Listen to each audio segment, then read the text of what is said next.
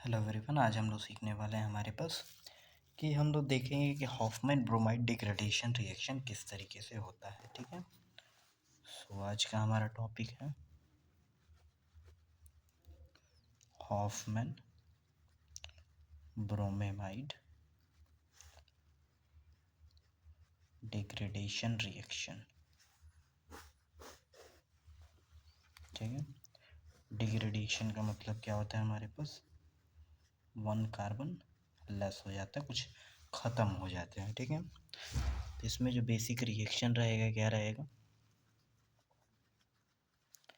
ये हमने ले लिया है एमाइड और इसके साथ जो रिएजेंट रहता है Br2 प्लस KOH रहता है। ठीक है, एमाइड है और उसके साथ Br2 और KOH, और ये बीच का हट जाता है और यहाँ पे बन जाता है एमीन, दैट इज एमीन।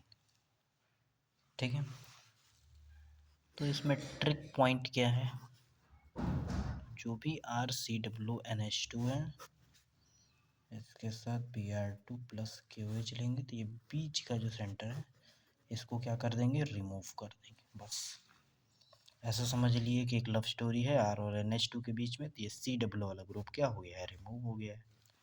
जैसे ही रिमूव हो गया, जो बचेगा वही क्या करेंगे, प्रोडक्ट हमारे पास फॉर्म हो जाएगा, यानी प्राइमरी अमीन हमारे पास प्रोडक्ट में फॉर्म होता है। ठीक है, ठीक है, अब हम लोग बात कर लेते हैं इसमें मैकेनिज्म स्टेप की, किस रिएक्शन में हमारे पास मैकेनिज्म किस तरीके से हो रहा होता है। ठीक है, देखेंगे सबसे पहले हमारे पास है ये एमाइड, अब इसमें हमने लिया है एज बेस।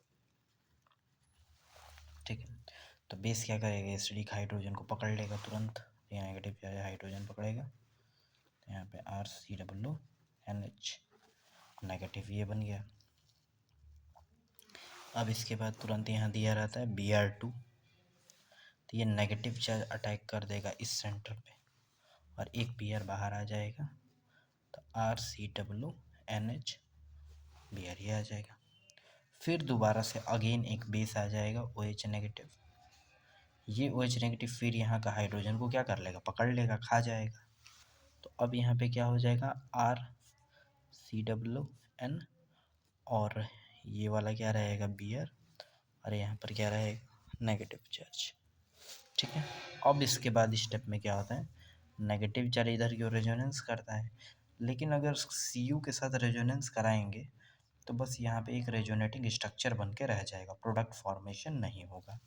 तो हम इसके लिए क्या करेंगे, माइग्रेशन ऑफ R, मतलब जो एल्किल ग्रुप रहेगा उसको क्या करेंगे, माइग्रेट करेंगे, एक प्लेस से दूसरे प्लेस पर ले जाएंगे, यानी R ग्रुप ये जो दिख रहा है इसको माइग्रेट करके लाएंगे N की जगह पे।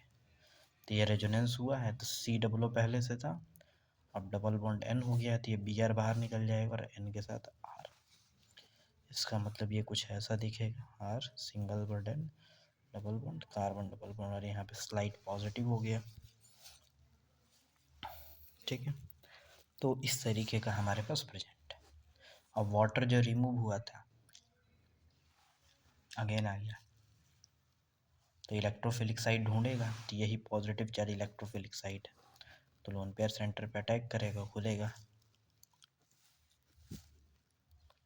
RNH सिंगल बॉन्ड COOH, इस तरीके का बन जाएगा। ठीक है, ठीक है, तो अब इस तरीके का है। तो अब यहाँ से फिर जब हीट करेंगे तो यहाँ पे जो कार्बन डाइऑक्साइड है ये क्या होगा, बाहर निकल जाएगा हीट करने पर, तो कार्बन डाइऑक्साइड बाहर निकलेगा तो ये बनेगा। अब ये क्या है हमारे पास, तो ये एमीन है हमारे पास, तो एमीन का क्या हो जाएगा, फॉर्मेशन हो जाएगा। ठीक है,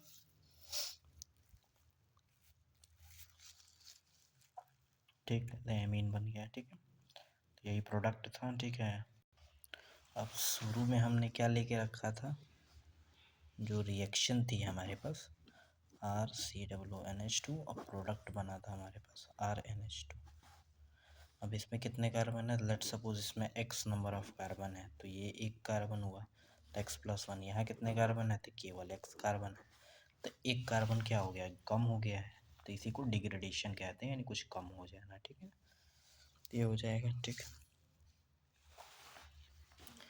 एक और एग्जांपल दिखाते हैं। लेट्स सपोज ये है COONH2 और यहाँ पे हमने लिया Br2 प्लस KOH।